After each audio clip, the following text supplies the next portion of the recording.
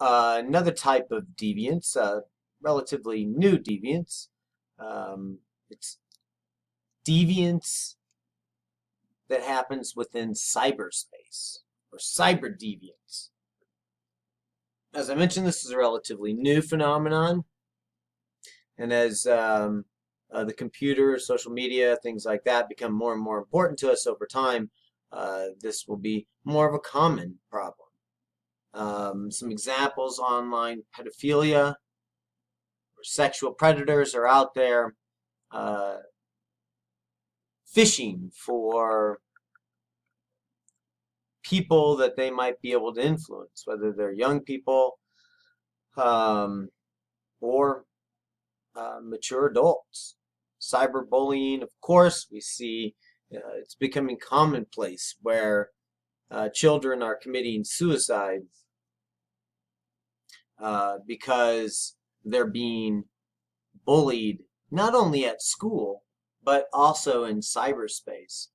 I was telling a friend of mine the other day, when I was a kid, if I would have peed my pants, God forbid, the day at school would have been horrible, but the school day would end and you could escape and go home. And by the time a couple of days went by, people had forgotten about what you'd done and the embarrassment and all that stuff. But not anymore.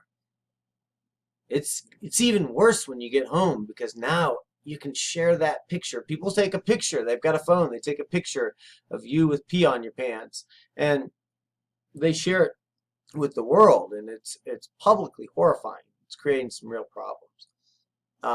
Online downloading of music, of course, is deviant behavior. And then the example that I put on about the cannibal cop. That is a certain form, an example of a certain form of deviance, and how we as a society aren't quite understanding how to deal with that. This person did not kill and eat his wife and his wife's friends, but he certainly did a lot of things, whether it was in the cyber world or through his work where he was stalking women and things like that, that are disturbing. Whether they're criminal, that's up for debate, but they're certainly deviant.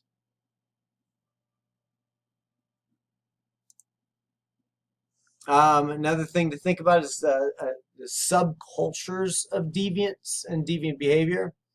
A good example of this, we talked a little bit about polygamy.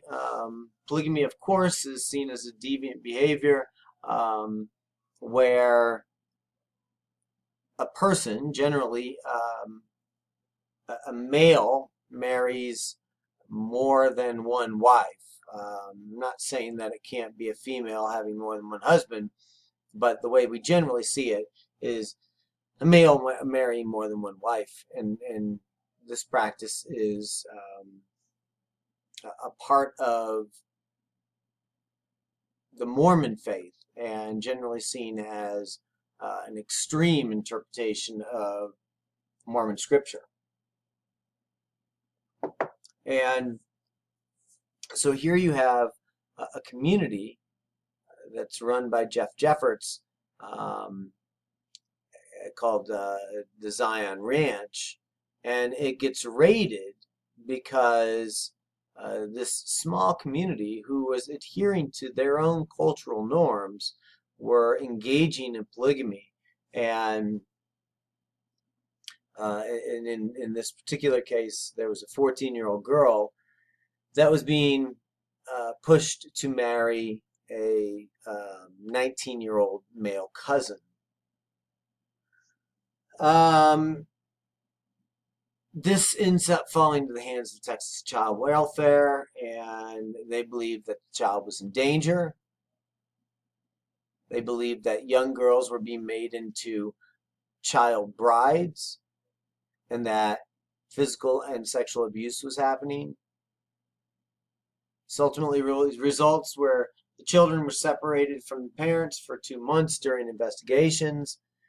They were forced to comply to a new set of norms, living outside of the community, and this creates stress for these young people. These kids that were growing up in this society and their families and the males that were charged with crimes, they believed that what they were doing was in accordance with their own cultural norms and values. Another type of deviance, elite and corporate deviance. This is something that we'll focus in a bit on over the course of this semester. If you've had me before, you know I talk a little bit about the corporation. It's probably the most important organization and institution in our society, and we should understand it more, especially in reference to its deviant forms. Elite deviance, in reference to the book, is criminal and deviant acts by the largest corporations and the most powerful political organizations. That you can imagine, this particular perspective is going to certainly fall into the criticalist perspective that sees deviance and whether acts are constructed as deviant or not deviant in reference to power. These acts by elite organizations generally result in harm, physical types of harm, death and injury, financial harms, of course, robbery, fraud, scams, moral harms, and overall alienation among members of lower and middle classes, and can be seen through types of acts like economic domination, governmental control, and the denial of basic human rights. We'll take a look at the corporation, a DVD. If you had me before, you're familiar with this particular documentary, and we'll draw some insights off of that over the course of the semester. Workplace deviance is a very common form of deviance, whether that's employee misconduct or employee theft. I would throw in another very relevant to the day category, and that is sexual harassment and sexual abuse in the workforce, and how the construction of that is certainly going from going through a transformation right now.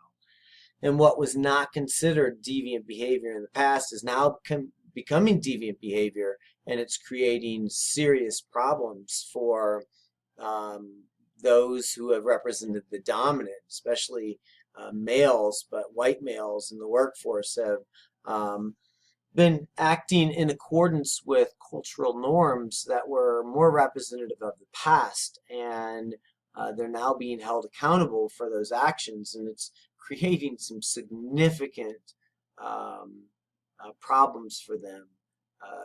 Harvey Weinstein is a good example of one falling from grace, who had used his position to force women into uncomfortable situations that resulted in sexual assault, sexual violence, and possibly rape.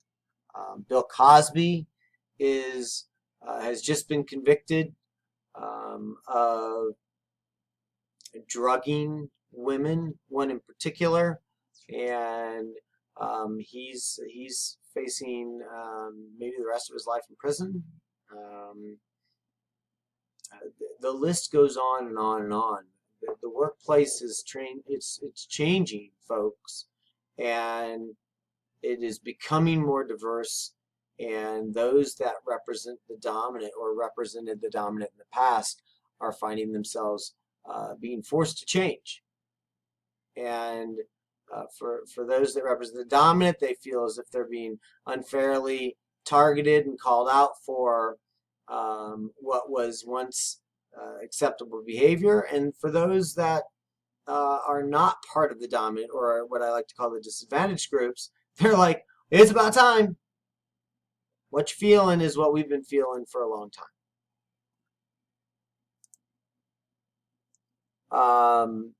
These are just some basic examples of employee deviance, going to work late, calling in sick, damaging property, drunk or high at work.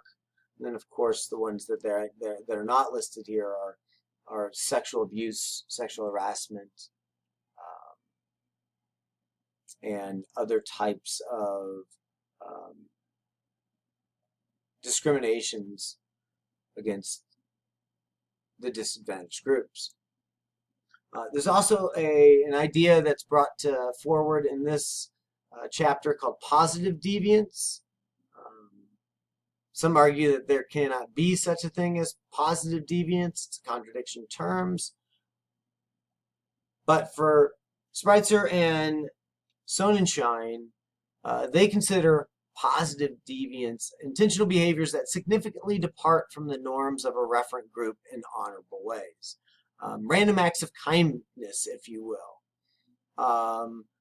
Positive deviance is based on the observation that in every community there are certain individuals or groups whose uncommon behaviors and strategies enable them to find better solutions to problems than their peers while having access to the same resources and facing similar or worse challenges.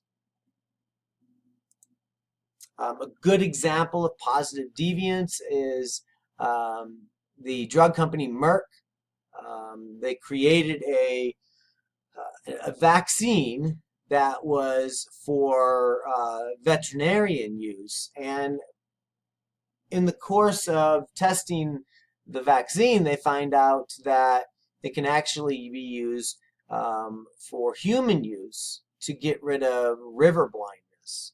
And Merck was faced with a controversy. Should they only use it in reference to its veterinarian use and not risk the potential blowback if there are adverse effects of the use in preventing river blindness, or should they make it available to those that are impacted by river blindness, which in turn would mean that they would have to make it available to a very poor population. So this is a losing proposition for Merck, and where we see many companies make the financially lucrative choice, Merck in this case decides to make available at millions of dollars of loss the drug to the least advantaged populations in an effort to prevent river blindness. You gotta love those stories, folks. Of course, another place, another reoccurring theme in this textbook is street versus elite deviance. One way to think about this: addiction, stigma in a relationship to rehab has reduced impacts for elites.